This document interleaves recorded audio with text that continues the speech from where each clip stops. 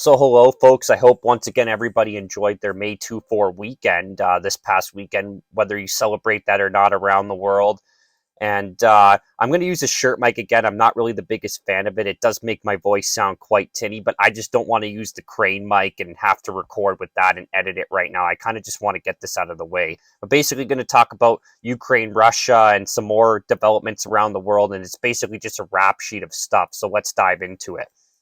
Lithuania set to cut energy exports from Russia. I mean, that's a real smart move, and their citizens are going to be real happy about that, not having as much energy, considering that most of Eastern Europe and even a good chunk of Europe in general is very reliant on Russian energy. So, yeah, you're going to have a bunch of unhappy people. Hungary imposes state of emergency due to Ukraine war. And Orban, that's like their president or prime minister, or whatever they call it there, says EU-Russia oil embargo is very unlikely in the coming days. Just because it's very unlikely in the coming days doesn't mean that it's not going to happen at all. And I mean, this is interesting that they're imposing a state of emergency due to this war.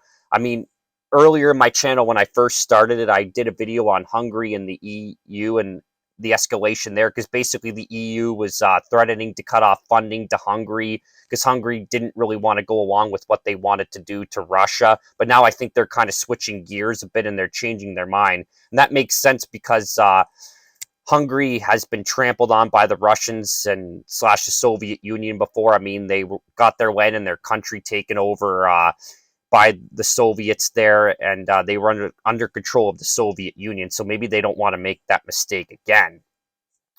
Russia bans 960 Americans from entering the country. Joe Biden was on that list, and they also banned 154 members from the House of the Lords of the UK. I mean, that's just more diplomacy going out the window and just the failure of diplomacy there, and just, you know, banning is going on constantly back and forth of all forms. Ukraine claims that their fighting force is now 700,000 people, said to be 6 times larger than that at the beginning of the war. I mean, that's good and all, but the real question is how many of those people actually have like military or warfare experience? How many of those people actually know how to use a gun? Probably a good chunk of those people are just people that they said, here's a gun, like go and fight. So that doesn't by any means mean that they have a stronger fighting force, and a more powerful fighting force to take on the Russians. Belarus is accusing Ukraine of border raids. Some troops have been said to have entered Belarus's territory. I mean, whether that's true or not, and if it is true, that's going to provoke Belarus a lot. But as I've said before, Russia is making significant advances in the eastern part of the country, and they are starting to secure the border there in the east more. And I think once they go back to take Kiev and the western part of the country and the rest of the country, I think that's when Belarus might hop in and help Russia achieve that. Now, moving to the Middle East theater, this is quite interesting. Iranian Revolutionary Guard colonel was assassinated. It's a high-profile killing. They don't know who did it, but Iran is suspecting Israel for it. And as I said, like the U.S. and Israel just did that war simulation on basically an attack they would do on a Iranian nuclear plant. And let me put it this way, folks. If there's war that breaks out in the Middle East, if you think oil prices are high right now, you haven't seen anything yet. They would absolutely skyrocket if another war were to break out in the Middle East there. And basically the price of everything else would skyrocket as well because, you know, you need oil to basically transport everything and gas.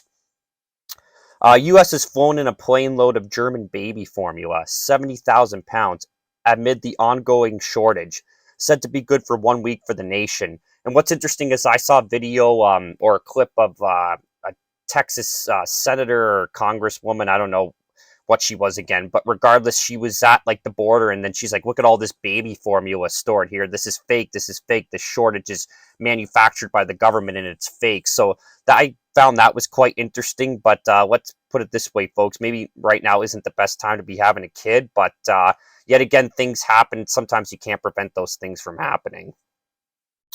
Global food catastrophe is imminent, according to The Economist. Almost a quarter of the world can go hungry, according to Serbia's president, which was said at the 89th International Agricultural Fair.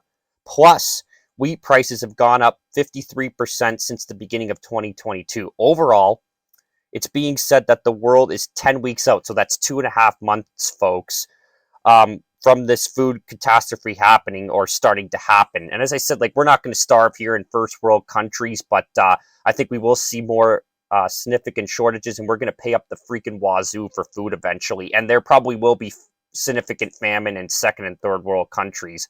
So right now might be a good time to stock up on food, canned goods, whatever, put more food in the freezer, learn how to grow some of your own vegetables, maybe raise your own chickens, learn some canning, etc.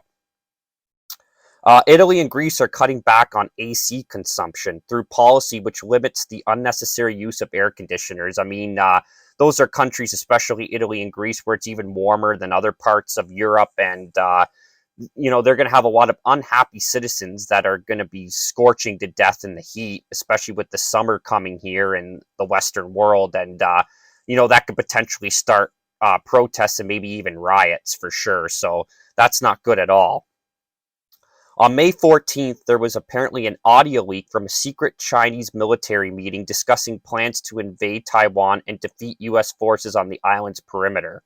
The audio was leaked online by Jennifer Zhang, who is a Chinese human rights activist. So whether that's true or not, it doesn't surprise me that eventually they might want to invade Taiwan. But I feel like if I were the Chinese, I'd want to do it in a more low-key way. What I would try to do is force a coup to take over that country. Otherwise, they're going to be going into direct conflict with the United States, because the United States have military there all over that island. So that's what I would do if I were the Chinese. And the interesting thing about Taiwan is they're the biggest chip manufacturer in the world, and pretty much one of the only chip manufacturers in the world. And what I mean by chips is like they're chips that are made to use in vehicles and technology and a lot of different things. So I mean, if a war were to happen there, that would really affect a lot of that stuff, and it would slow down manufacturing of all sorts on all around.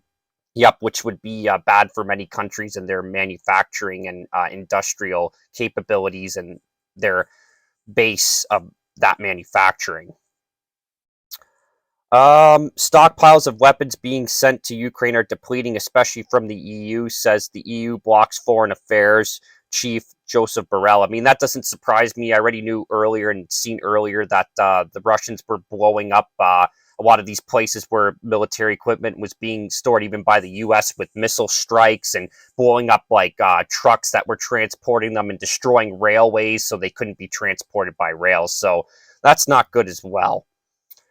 Russian parliament passes bill allowing Moscow to close Western news bureaus. I mean, I mentioned in one of my last videos that Russia banned the CBC, which is the Canadian Broadcasting Corporation, out of Russia. And just whether it's the Russians banning media or us banning media, it's never good, because you're never going to have you're going to have less sources of information and such. And if you want to get the full picture of what's going on, you need to watch as many news sources and as many places of information as much as possible. So that's just not really good for anybody on all fronts and in all places. Japan says China and Russia flew jets nearby as Quad met. I mean, I think Quad's just some international meeting of countries. So basically, they're just putting Japan on alert a bit now. And what that really shows is that is a joint military exercise between China and Russia. And that reassures us of their alliance with one another. And last but not least, George Soros warns of coming global recession. George Soros is just a huge billionaire, and he's meddled in many elections around the world before and dipped a lot of money into them. And he's really a sick fuck at the end of the day, but I'm not going to get into that. But that's about all I wanted to say for this video. I know I kind of stumbled a bit, folks, but it's a lot harder to talk for almost 10 minutes and thinking off the top of my head than you think. But anyways, I'm out. Worked again today, and have a good night, or wherever you may be.